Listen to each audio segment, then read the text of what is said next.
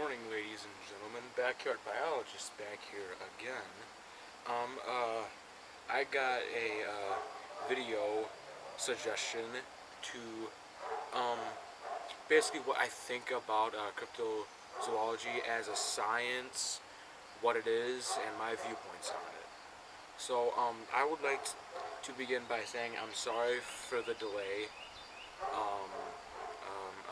on me uploading. Some certain things came up in my life that I just had to take care of. So, with that aside, cryptozoology in 1986, I think it was, in Princeton, behind closed doors, they concluded that cryptozoology was a pseudoscience. I would like to slap all those scientists in the face as hard as I can.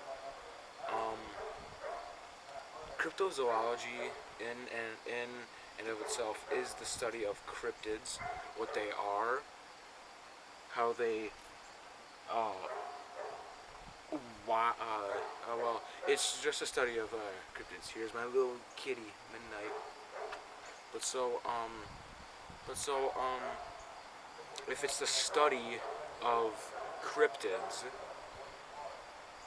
um, isn't biology the study of cells? Chemistry, the study of chemicals. I mean, why should cryptozoology be classified as a pseudoscience if it studies real things? And when I say real things, of some of you may be scratching your heads, but like, we have to remember most of the most unique animals ever known were once cryptids. I mean, um,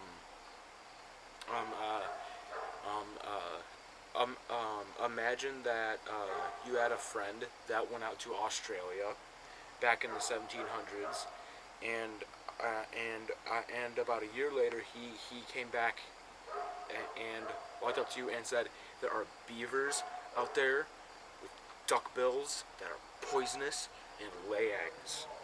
What would you think? It'd be crazy to think. I mean, it'd be absolutely mind-boggling to believe in. Also,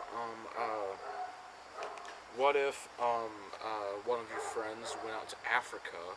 No, let's say the same friend went out to Africa and stayed there for a year. He came back and said, in the woods there are 6 feet tall, hairy men that whistle thrice and throw rocks at you. What would you think? A very tall man, covered in hair from head to toe, walking on all fours, whistling and throwing rocks at you. You think he was crazy. Let's say your same friend went down to South America for a year. Your friend travels a lot, but let's say he went down to South America in the 1700s and then came back and told you down there they have fish that are long, thin, and produce lightning. They kill their prey with blasts of electricity. You think that he was insane. So would anybody. But now, in the first scenario, we were talking about the platypus, which was once a cryptid. The second scenario was the gorilla. Once was a cryptid too. The gorilla was once viewed as the boogeyman. I mean, and the third scenario, as we all know, is the electric eel. I mean, all these things are very scientifically possible, and why is it so hard for people to believe in a 7 foot tall ape that lives in the forests of North America and maybe down to Central and South America? How is that more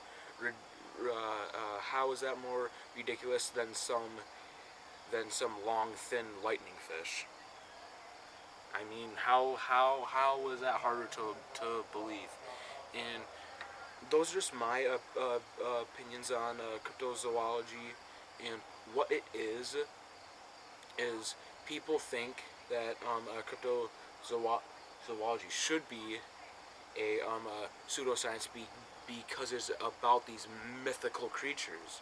It's not about the mythical creatures. It's the study of them, why people quote unquote see them, how they could exist, and moreover the cultural history of cryptids. I mean, why is it?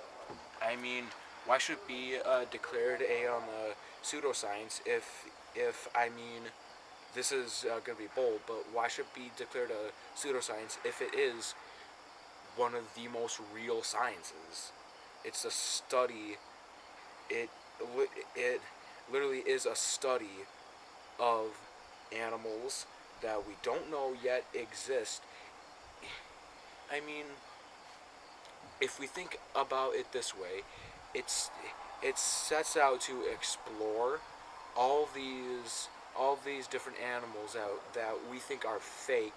It it explores how they could be possible, how they could live, whether they are anatomically possible. I mean, if it has to be one of the most pioneering sciences. Because of cryptozoology, we now know the platypus, the gorilla, electric eel, and countless more. All because of cryptozoology. I mean, why should it is, like I said, one of the most pioneering sciences because it tries to scientifically prove things that are possible. It just sets out to prove. I'm having a hard time explaining this, but like it sets out to prove the animals that we think are impossible, and why I think that it should be declassified as a pseudoscience is because it is the most pioneering science. Because it it proves well, because it tries to no it does set out to prove and animals and creatures that we think don't exist, and moreover than that, it sets out to prove. Sorry, it's just like it sets out to prove. Um, no, that's not what I was gonna say. Is thanks to cryptozoology, we have all the cryptids that we know and love today.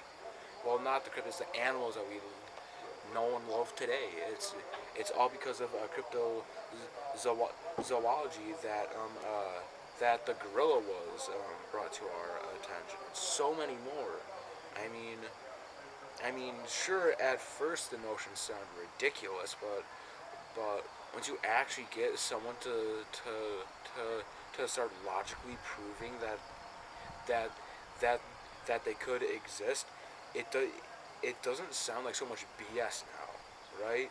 I mean, when you get very logical people, Jeff Meldrum, um, Esteban, I can't remember his last name, but once you get all these people with doctorates and like 40 years of experience with this, once you get them